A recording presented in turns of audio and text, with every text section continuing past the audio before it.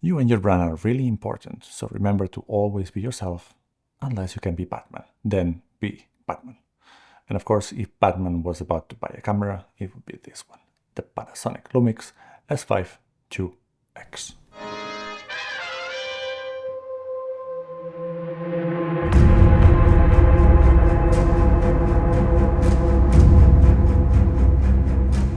Its sleek, dark, gray, matte, black design, it's ready to blend into the fog and smoke of the nights of Gotham. Or you could just get the S5 too, so that you can actually see the markings on top of the dials. Would it help you fight crime? Probably not, but you could document it in ProRes 6K open gate without overheating. And if instead of being Batman you decide to be yourself, what is the point of this camera? So today's video is about trying to answer that question without bashing Sony cameras. Let's see if we can. If you want lots of details on tech specs, please go and check General Done, which is probably what everybody should be recommending, but let's go through them quickly anyway. It has a 24 megapixel full frame sensor, which is more pixels than some and less than some others. You can shoot video with vlog and you can vlog with vlog, or actually you can, vlog and vlog are different things, but you can vlog with vlog and you can also shoot videos with vlog without vlogging. Then this shoots up to 6K, open gate, 420, 10-bit, not 42, but apparently we don't care about that anymore because now we have open gate. And it can shoot up to ProRes HQ into an SSD via USB-C in 17:9 aspect ratio at 5.8K, and all of this is the X at the end of the model name. It has fantastic image stabilization with IBIS on the sensor and also electronic stabilization. They stack on top of each other, and it's so good that I cannot even try to make a joke about it. We have a hybrid contrast phase autofocus that actually works, so we cannot go back to the hunting background typical of Panasonic. And then it has a fan and air vents, so if the camera is too hot, there's only a fan. But then what makes this camera special? For me, there's this is 6, but there are 3 elements that I evaluate the camera by. One is image quality, or does the image look good? I'm aware that it's subjective. The other one is how easy and fun it is to color grade it in DaVinci Resolve. And the third one is how fun and easy it is to use. The first one is obviously subjective. I really like the image that comes out of this camera. Maybe you don't, and maybe you don't like the color grade that it's on top of this, as you can see right now, but I do.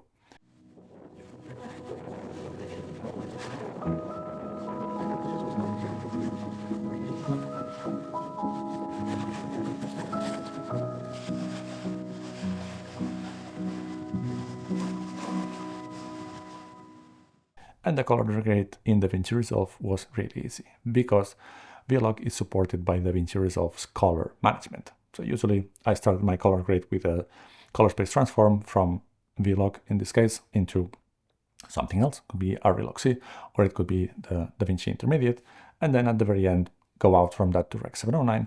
And I actually usually put one of the film looks that are included in DaVinci Resolve. I pretty much never use technical LUTs. I really like this workflow, I enjoy it, and it's fun. And it was very easy to get the image I wanted out of this camera.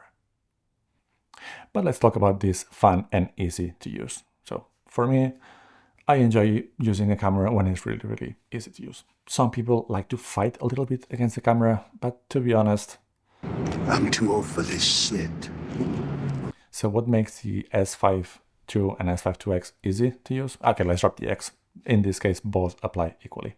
Well, one is the video assist tools that it has. Then not the big 6, but the control panel. They didn't make noise, but it's there. Then we have the customization and how much can you customize it. And lastly, how easy it is to customize. And the amount of customization and easy to customize are not the same thing. So let's quickly check first the video assist tools. And even if many of these are also in other cameras, there are some small bits that make this a bit better than some other alternatives.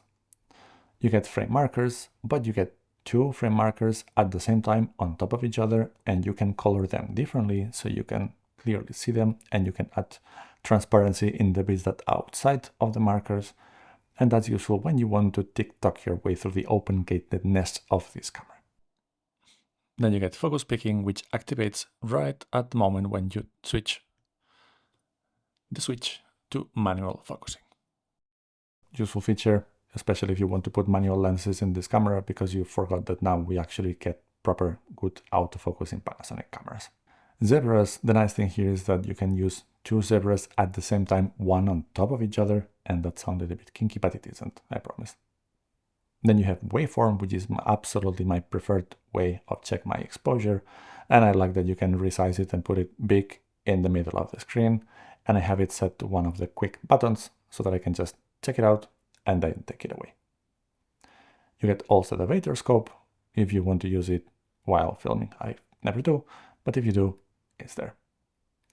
And finally, and last but not least, obviously it has a histogram, and I think this is mostly in case you feel really nostalgic of all of your other cameras that did not have waveform and other tools. And then, at the risk of sounding a little bit Batmanish once again, we do not have a big 6, we have a control panel, which is a big 6, and they didn't even make noise of it. And this is actually how I set up the screen in the back. So when I touch the display button, it cycles through 3 different screens. One is the image on its own with all the information. The other one is a clean image without almost any information. And then the big 6. That's easy to set up as well. Sorry, it was a control panel. And because it has a really responsive touchscreen, you can really easily adjust the settings on that control panel itself.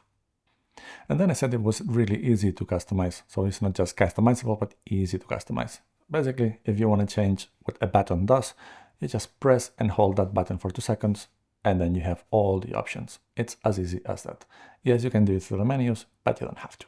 And recently, I just made a video about my love for another camera that people have complained a lot, and maybe rightfully so, that it has huge overheating issues. It was never an issue for me. But if it has been problems, you might want to consider cameras like this one. This one has 2 air vents and a fan, cleverly designed for those of you that maybe need to shoot long form, one take, long interviews in the desert. For me, it hasn't been a problem, but if it ever was, now we have only a fan. And here in Finland, maybe the hottest situation that I can imagine is sauna. And I can tell you that I'm not taking this camera with me to the sauna. And this video has been going on for quite a while, but I have not yet mentioned OpenGate, which seems to be a really big deal for many people, so it's great that it's there.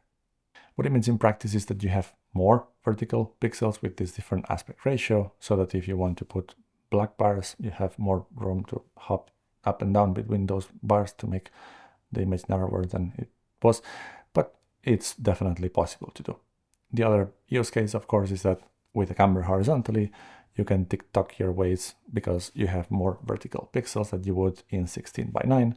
So you might want to use the same clips for your social mediums and also for your YouTubes. Another use case for OpenGate and these different aspect ratios is anamorphic. What this allows is that because the image is less wide, and when you shoot anamorphic, you want to be a lot more wide, then it is more wide, but it's also more tall, so it's not so short, but it still looks like anamorphic. And that's exactly what you wanted to do. And this sample, which looks absolutely terrible because the close focusing in the adapter that I was using was not set properly and I was too close or too far. Anyway, this was shot with the 24-60 f2.8 with the Anamorph 1.33 adapter in front of it. But because that adapter is made just for APS-C sensors, then I had to use the APS-C 3.3K 4:3 aspect ratio mode that you get into this S5X, which by the way is one of its strengths. I'm not going through them. So many different resolutions, so many different aspect ratios, so many different bit rates. Just you'll have fun with it. But if I were to complain a little bit, it starts to feel like this OpenGate is the new 10-bit. Not every YouTuber and their uncle are starting to claim that you absolutely need OpenGate because of the social medias and whatnot, except Jason Morris maybe because he made a video about this. But seriously, now we all need OpenGate. Like some years ago, we all needed 10-bit because absolutely every 8-bit camera was terrible and it was ungradable and you cannot use log profiles with it and it was useless. But maybe let's remember also that Star Wars Movie 5 Episode 2 was shot at 1440 times 1080, 8-bit. They survived. Maybe we did also. And yes, 10-bit is better than 8, but 12 is better than 10. And well, I don't see too many people complaining about this because we're not getting it in most cameras.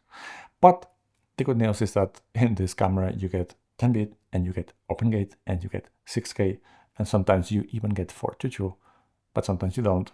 And I haven't heard people complaining about it. Okay, so now it sounded a bit that I was complaining about it, even though I was actually showing love to this camera. This was a bit more depressive and dark, like Batman. And now that we're back at Batman, maybe let's talk about the X in this camera. So what does the X give you other than darker than ideal markings on it that might make them a bit more difficult to see?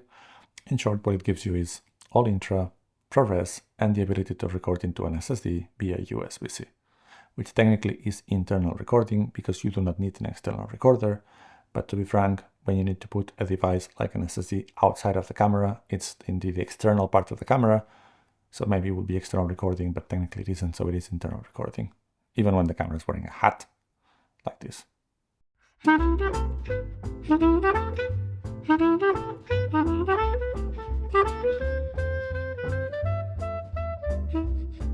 And for those of you caring about bit rates, if you shoot in ProRes into an SSD, you can shoot up to ProRes HQ, which has a bitrate of 1.6 gigabits per second, which is many times more than what you can record into an SD card.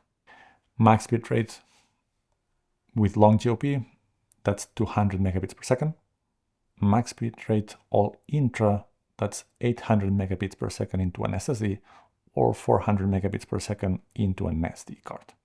And if the fashion statement of the S5 2X wearing a hat, even the hat is an SSD, gives you a little bit of an itch, and you're not really sure whether you need ProRes or not, just get the S5 II. Unless you're sure that you want it, unless you're sure that you need it, let's correct that. Unless you're sure that you just want it, even if you don't need it, then just get the S5 II. But yeah, in the really short time that I've had this camera, I'm enjoying it just so much. And hopefully you're gonna see soon a video mostly shot with this. And this time we'll take a look back into film photography. So until then, hopefully you had fun. If you did, please like and subscribe. And see you soon for some more analog content.